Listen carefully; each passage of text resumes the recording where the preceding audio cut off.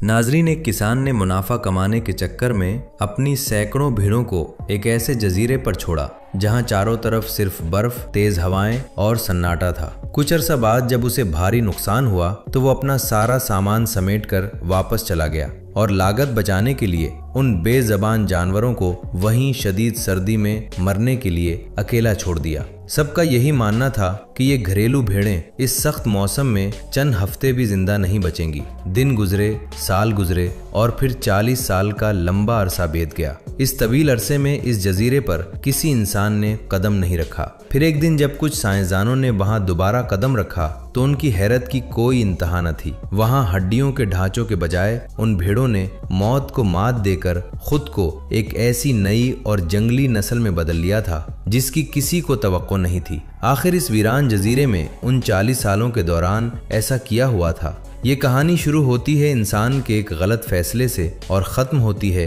कुदरत के एक ऐसे मौजज़े पर जो अक्ल को दंग कर देता है। ये कहानी 1890 की दहाई से शुरू होती है जब दुनिया भर में मेरिनो वुल की मांग आसमान को छू रही थी। ये ऊन इतनी कीमती थी कि लोग उसे सफ़ेद सोना कहते थे।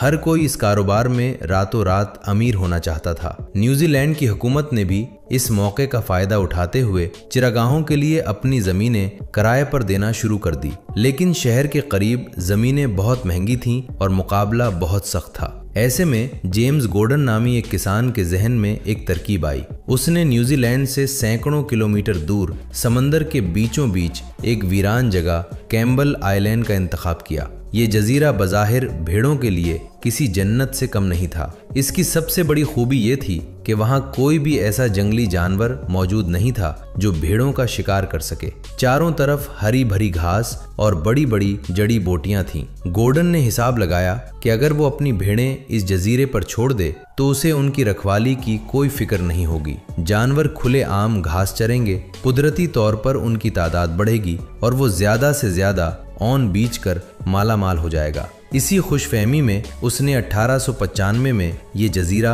हुकूमत से किराए पर लिया और 400 से 500 भेड़ों को वहां पहुंचा दिया। बज़ाहिर ये एक ऐसा जबरदस्त आइडिया था जिसमें नाकामी की कोई गुंजाइश नहीं थी। गॉर्डन अपने इस शानदार मंसूबे पर बहुत खुश था। उसे बिल्कुल अंदाजा नहीं था कि जिस जगह को वो जन्नत समझकर अपनी भेड़ें लाया है वो दरअसल एक ऐसा बेरहम और हौलनाक इलाका है जो जल्द ही उसके सारे ख्वाबों को तबाह करने वाला है। गॉर्डन को लगा था कि ये जजीरा एक जन्नत है, लेकिन कुदरत का मंसूबा कुछ और था। कैम्बल आइलैंड ने जल्द ही अपना असल और खौफनाक चेहरा दिखाना शुरू कर दिया। ये जजीरा न्यूजीलैंड से इतनी दूर था कि वहां तक सामान ले जाना और वापस लाना ही बहुत महंगा पड़ने लगा। सबसे बड़ी मुसीबत वहां का बेरहम मौसम था। साल के ज्यादातर हिस्से में वहां का दर्जा हरारत इंतहाई कम रहता, जबकि बर्फानी तूफान और तेज हवाएं रोज का मामूल बन गई। इस शदीद सर्दी और मुश्किल हालात की वजह से भेड़ों की ऊन का मयार बुरी तरह गिर गया। जो ऊन सफेद सोना समझकर बेची जानी थी वो बाजार में किसी काम की न रही। मुनाफा तो दूर की बात, गॉर्डन और उसके बाद आने वाले दूसरे किसानों को भारी माली नुकसान उठाना पड़ा और उनकी सारी जमा पूंजी डूबने लगी। बिलाखिर 1931 का साल आया जब ये पूरा मंसूबा मुकम्मल तौर पर फ्लॉप हो गया। सरमायाकारों ने हार मान ली और फैसला किया कि इस जजीरे को हमेशा के लिए छोड़ दिया जाए। लेकिन जाते वक्त उन्होंने एक इंतहाई जालिमाना फैसला किया। वापसी के लिए जहाज का किराया बचाने की खातिर 4000 के करीब भेड़ों को इसी बर्फानी जहन्नुम में अकेला छोड़ दिया। ये पालतू भेड़ें थीं जिन्हें जिंदा रहने के लिए इंसान की जरूरत थी। अगर इंसान उनकी ऊन ना काटे तो ऊन इतनी बढ़ जाती है कि जानवर अपने ही बोझ तले दबकर और कीड़ों के इन्फेक्शन से तड़प तड़प कर मर जाता है। इंसान उन्हें मौत के मुंह में छोड़कर जा चुका था और बज़ाहिर उनका बचना नामुमकिन था। लेकिन इस वीराने में कुदरत उनके लिए एक ऐसी कहानी लिखने जा रही थी जिसका किसी ने ख्वाब में भी नहीं सोचा था।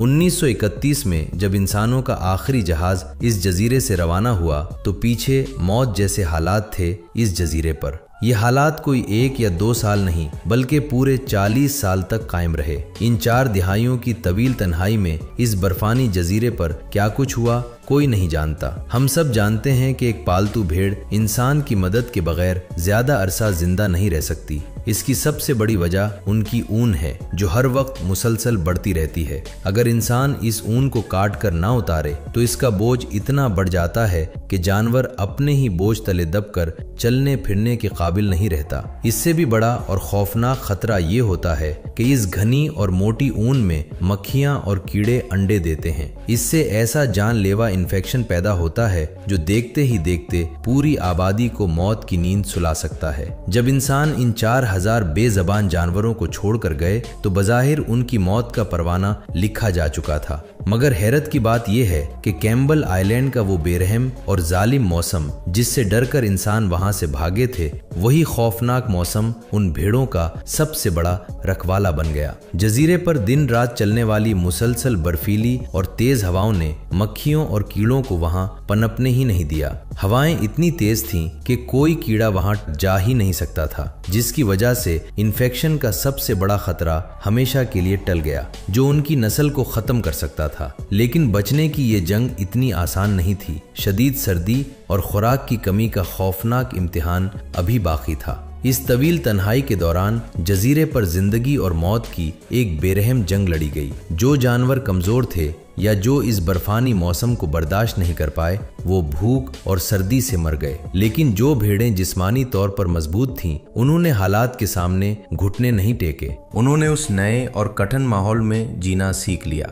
इन 40 सालों में नस्ल दर नस्ल कुदरत के इस निज़ाम ने कमज़ोरों को ख़त्म कर दिया और सिर्फ मजबूत तरीन जानवरों को जिंदा रखा। इंसानों की नज़रों से दूर कुदरत की इस तन्हा और खामोश लेबॉर्ट्री में एक कमज़ोर पालतू जानवर आहिस्ता आहिस्ता एक इंतहाई सख्त जान और नदर मखलूक में बदल रहा था। वक्त गुजरता रहा। आखिरकार 1970 की दहाई आ गई, जब 40 साल के तवील अरसे बाद इंसानों ने इस जजीरे का दोबारा रुख किया। साइंसदानों और माहिरीन की एक खुसूसी टीम इस वीराने में पहुंची। उन सब का यही ख्याल था कि इस बर्फानी माहौल में उन्हें सिर्फ भेड़ों के पुराने ढांचे और बिखरी हुई हड्डियां मिलेंगी। लेकिन जब उन्होंने जजीरे पर कदम रखा और आसपास नजर दौड़ाई तो उनके सामने एक ऐसा मंजर था जिसने उनके होश उड़ा दिए। वहां हड्डियों का कोई ढांचा नहीं था और ना ही वो कमजोर पालतू भेड़ें थीं जिन्हें इंसान मरने के लिए छोड़ गए थे। उनकी जगह एक बिल्कुल नई, फिर तेली और मुकम्मल तौर पर जंगली नस्ल ले चुकी थी।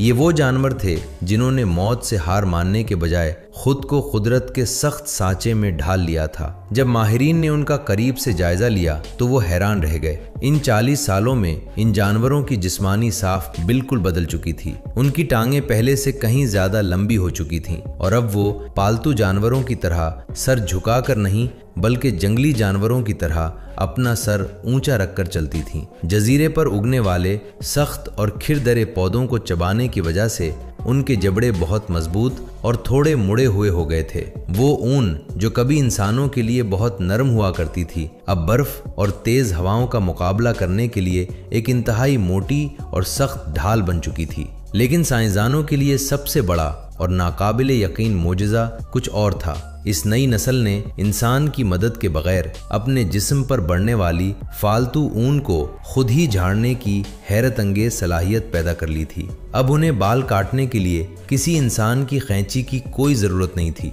इसके अलावा एक और हैरानकुन बात यह थी कि इस नस्ल के पैदा होने वाले बच्चे अपनी पैदाइश के चंद मिनटों के अंदर ही अपने पैरों पर खड़े होकर चलने फिरने लगते थे। ये खालिस जंगली खूबी थी जो उन्हें पैदा होते ही अपने खतरनाक माहौल में चौंकना और जिंदा रहने के काबिल बनाती थी। साइंसदानों की हैरत सिर्फ उन भीड़ों की बदली हुई शक्ल तक महदूद नहीं थी। जब उन्होंने जजीरे का मजीद गौर से जायजा लिया तो उन्हें एक और ऐसा हैरत अंगेज खजाना मिला जिसने सबकी आंखें खुली की खुली छोड़ दी। जैसा कि हमने जाना कि उन भीड़ों ने अपनी फालतू औन खुद झाड़ने की सलाहियत पैदा कर ली थी। वो झड़ी हुई औन जाया नहीं हो रही थी बल्कि जजीरे की घनी झाड़ियों और नौकेली चट्टानों में उलझकर महफूज हो रही थी। जब माहिरीन ने उस बिखरी हुई औन को इकट्ठा किया और लेबॉर्ट्री ले जाकर जदीद मशीनों से उसका मुआयना किया तो वो एक बार फिर दंग रह गए। कुदरत के उस सर्द तरीन और जालिम मौसम ने उस औन को खराब करने के बजाय दुनिया के सबसे नायाब, बारीक,